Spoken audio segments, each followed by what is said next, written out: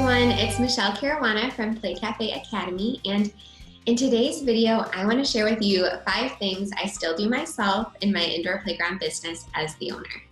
But before we get started, I just want to remind you to please subscribe to this channel. I put out a new video every week for you.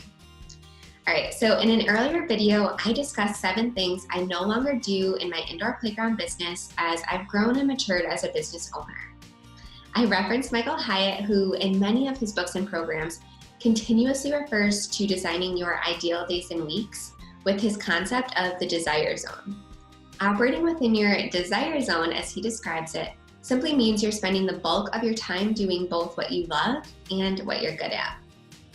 While there are many tasks that I mentioned I cut completely, and also some I delegate to better suited team members, there are still several duties that lie within my desire zone and that I feel are important for me to handle personally, at least for now. While this is constantly shifting as my priorities, both professionally and personally, evolve, these are 5 of the tasks that I'm not giving up just yet as a business owner. Task number 1, communicating with birthday party clients. So at Climbing Vines Cafe and Play, we've chosen our unique birthday parties as the main focus of our business, which I mentioned a few times on this channel. Because of this focus, I've chosen to personally plan the primary aspects of every single birthday party we host. When someone books their event with us, they first get a detailed email confirmation, which includes my own contact information and mentions that I'll personally be in touch as their event draws near. While I don't typically handle the actual physical execution of the parties, I do still act as the main touch point for parents and gather all the information and preferences they have. 10 days before each party, I send out a personalized party questionnaire, which includes all the details that we've gathered up to that point, provides additional day of information, and asks about last-minute details like head count and food add-ons.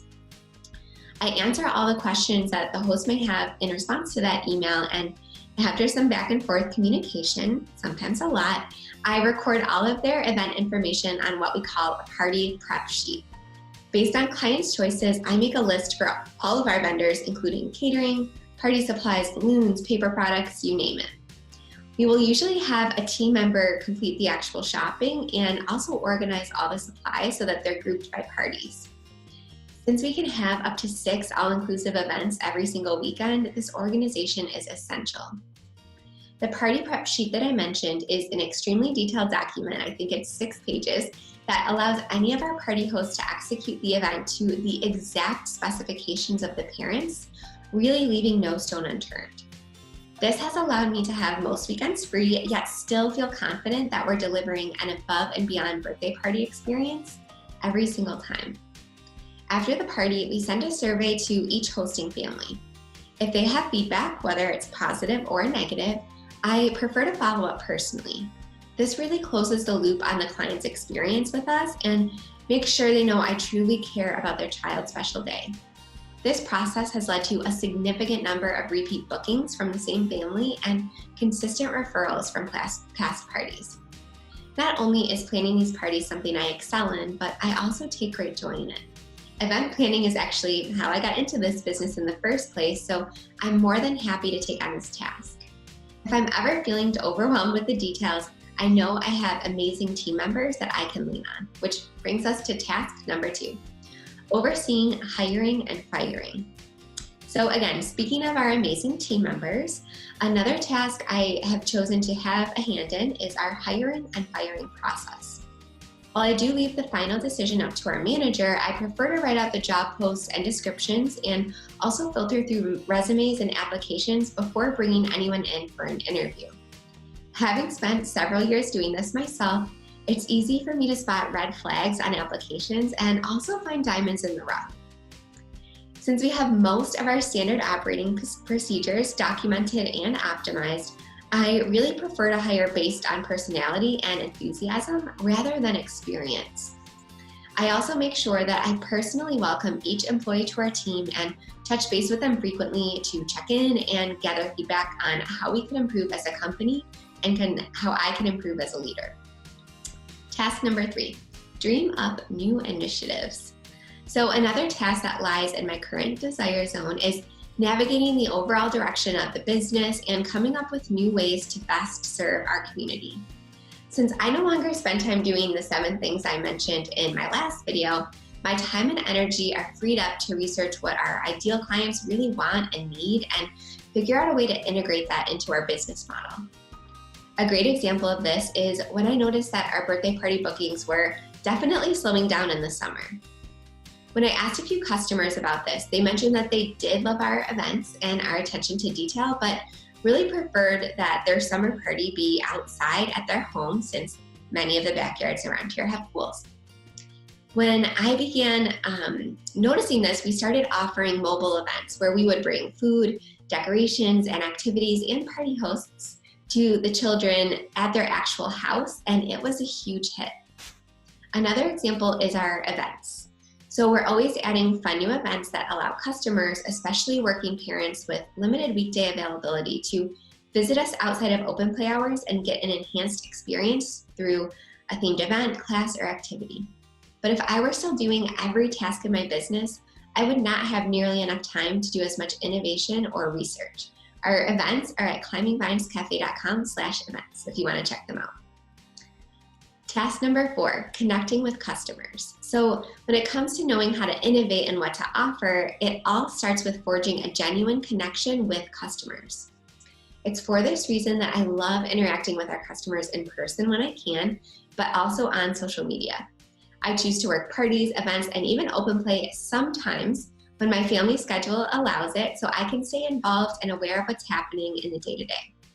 It also gives me the chance to observe how customers are using our space firsthand and also listen to any concerns or questions that they have. Even though in this age of technology there are reviews, forms, and surveys, I found that nothing can replace having a face-to-face conversation with customers who use your space and likely also visit your competitors too, on a daily or weekly basis. It's for this reason that you will even see billionaire CEOs visiting retail locations on a regular basis. Howard Schultz, the former CEO of Starbucks, for example, was famous for visiting hundreds of stores around the country every year, spending time with the customers who were spending money on his products, and it served him well. I love being a family-owned and operated business, and I love for my customers to know that I am fully invested in their happiness. Task number 5, the final task. Help other entrepreneurs along the same path. So while I no longer do one-on-one consulting for people hoping to open their own indoor playgrounds, I do still spend a significant amount of time creating absolutely free content here on my YouTube channel and also on my blog. I also created an absolutely free 44-page ebook for Play Cafe owning hopefuls that they can download right on our website or by clicking in the link in the description of this video.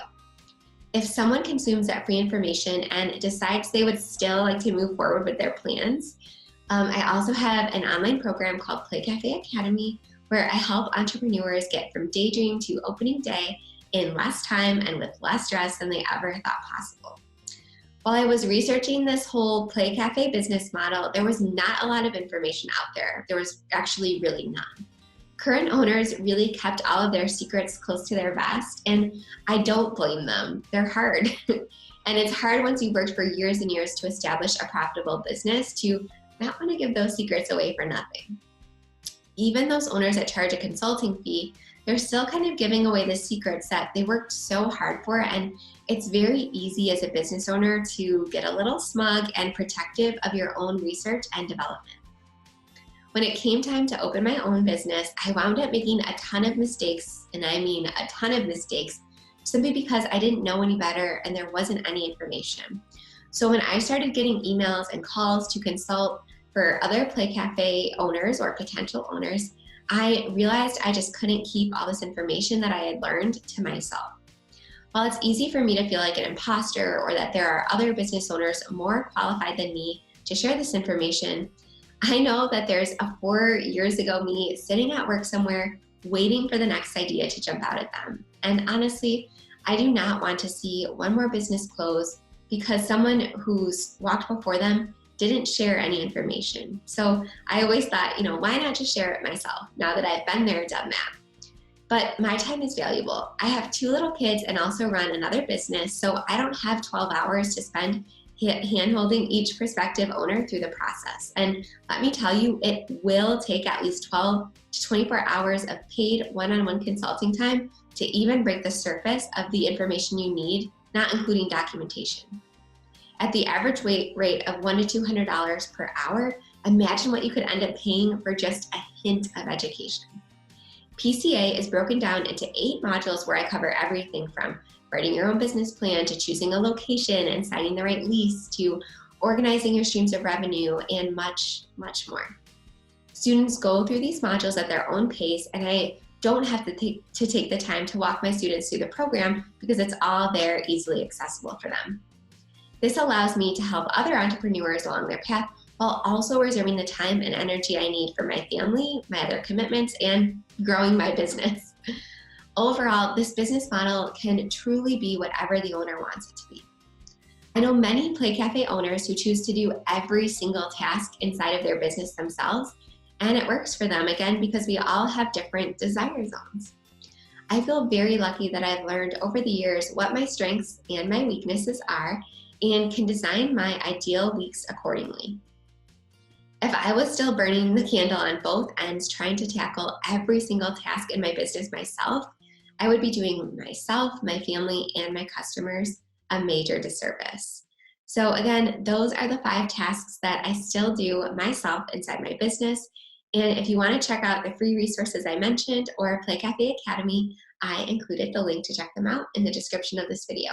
And again, don't forget to subscribe to this channel so you don't miss any more free videos. Have a great day.